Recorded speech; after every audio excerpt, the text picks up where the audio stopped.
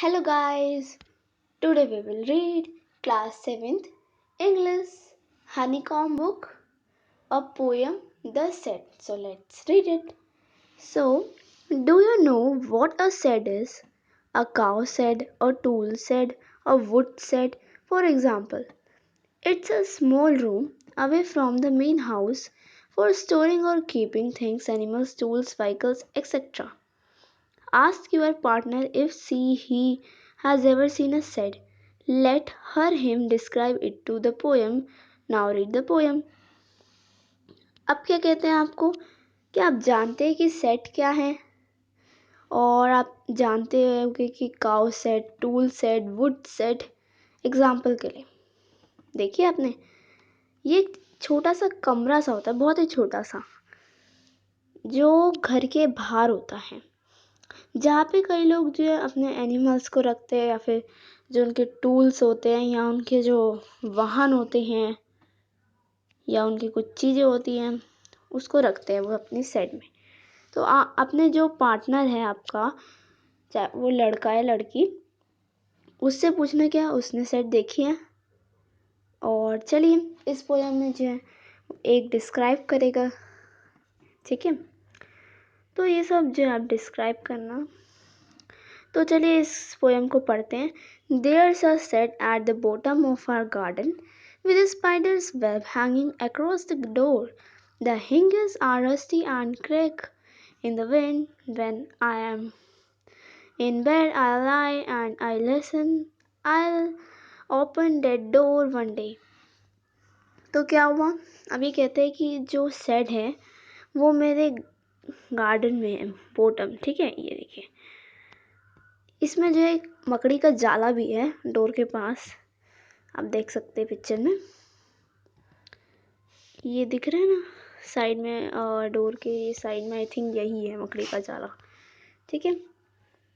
और जो ये rusty and crack in the wind, मतलब ये टूटी भी हुई है ना थोड़ी थोड़ी, देखिए तो सही, टूटा हुआ ना.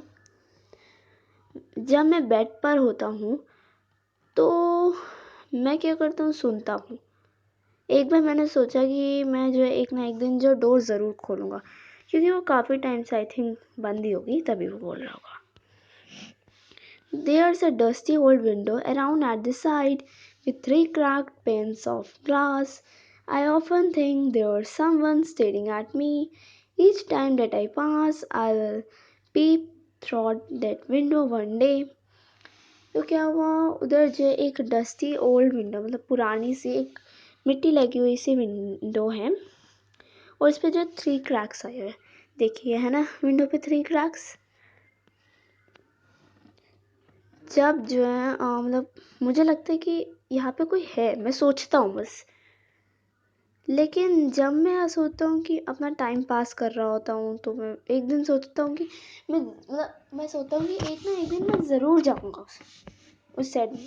माई ब्रदर से there's a ghost in the set who hides under the rotten floorboards, and if I ever dare to set foot inside, he'll jump out and chop off my head, but I will take a peek one day. तो मेरा भाई कहते हैं कि ये जो set है इसके अंदर एक भूत रहता है, और वो अंदर ही है, वो बाहर नहीं आता. अगर मैं उसके अंदर जो कदम रखूँगा, अपना पहला स्टेप रखूँगा, तो वो मेरा जो सिर है ना वो कट कर देगा, हेड, ठीक है. लेकिन I will take a pick one day, तभी हो सकता है कि मैं ज़रूर जाऊँगा. I know that there is not really a ghost. My brother tells lies to keep the set for his den. There is not anyone staring or making strange noises, and the spider has been gone from his web since I don't know when. I'll go into that shed one day soon. तो अब क्या कि वो क्या कहता है, कि वो कहता है कि मुझे पता है उसके अंदर कोई भूत नहीं है, और मेरा भाई मुझसे झूठ कहता है. लाई का मतलब होता है झूठ, क्योंकि वो जो है ले सेट, वो चाहता है कि उसका भाई कि मैं ले लेता हूँ, इसको क्यों लेने दूँ. तो उसके अंदर जो है ना कोई भी रहता नहीं है उस सेट के अंदर, वो खाली है. बस ऐसे ही जो है वो डरावनी जो आवाज़ें आती है, मेरा भाई निकालता हुआ।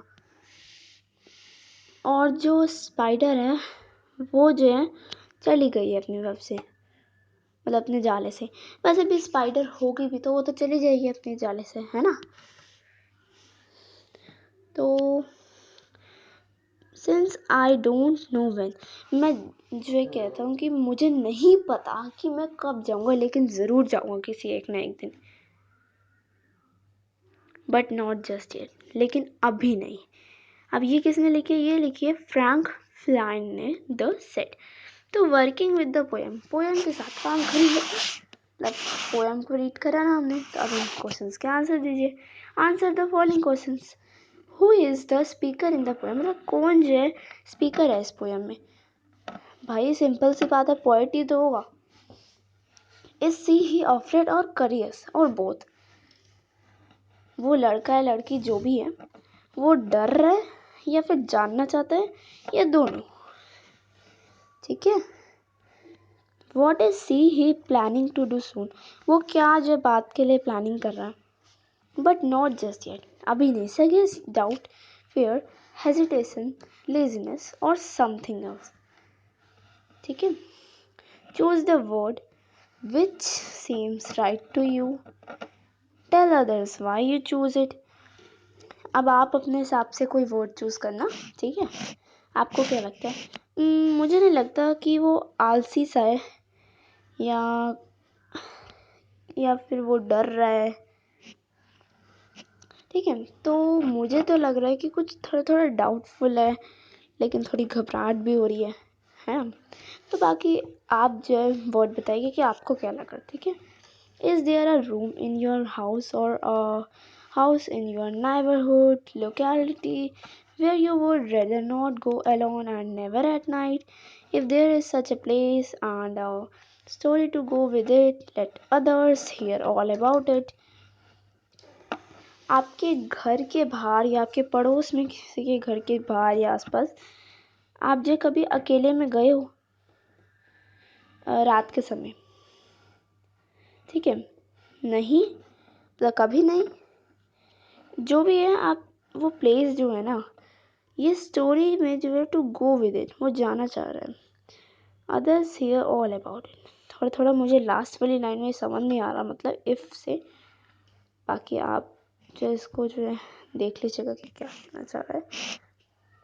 तो चलिए, मैं उम्मीद करती हूँ आप लोगों को समझ में आ गई होगी आज की ये पोएम थी द सेड। मैं उम्मीद करती हूँ आप लोगों को समझ में आ गई होगी। अगर आपने काउ सेड या टूल सेड या वुड सेड देखिए तो अच्छी बात है, तो आपको इसको समझने में प्रॉब्लम नहीं होगी। अगर कोई डाउटफुल है तो मतलब समझिए कि जो हाउस है उसके बाहर जो एक शेड होती है जिसमें आप अपनी चीज़ें कर लेते हैं स्टोर, या फिर अपने एनिमल्स, है ना। बाकी कईयों के घर के बाहर नहीं होती, तो नो इशू नहीं है, तो कोई बात नहीं। ओके। अगर आपने देखी है तो अगर आप समझ जाइए। ठीक है। आप जो है गूगल पे भी सर्च कर सकते हैं और फिर गूगल जी बता देगी आपको कि क्या सी होती है सर, एक नहीं कई आ जाएंगी, है ना। मैं उम्मीद करती हूँ आप लोगों को समझ में आ गई होगी आज की वर्कशीट। अगर आपको हमारी वीडियो पसंद आई है तो प्लीज़ हमारी वीडियो को लाइक कीजिए और शेयर भी कीजिएगा और सब्सक्राइब करना मत भूलिएगा मेरे चैनल पे, जिससे हमारे जो सारे जो वीडियोज़ हैं आपको टाइम टू टाइम मिलते रहे।